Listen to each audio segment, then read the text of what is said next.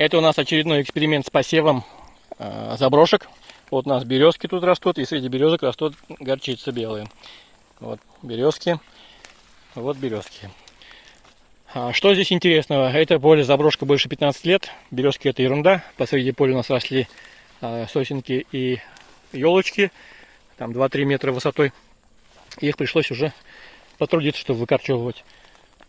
Посев 8 килограмм. Горчица белая, рапсодия. Семена были обработаны инсектицид, фунгицид. И больше по листу фунгицидом, инсектицидом не работали. Вот она такая чистенькая. Ничего не подъедено. Живности особо нету. Вот такие вот стебли. Ну, чуть тоньше моего мизинца. Мой мизинец тоже так нормальненький. Вот так это все выглядит. У нас здесь было 4 заезда на это поле.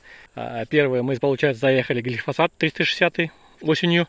Второй весной глифосат 360.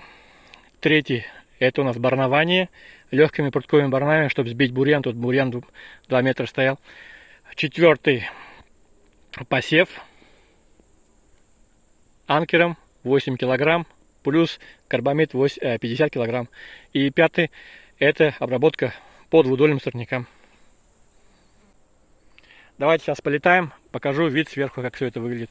Сразу скажу, есть места, где всходов мало или не было, есть места, где лучше. Ну, 90% это все отлично.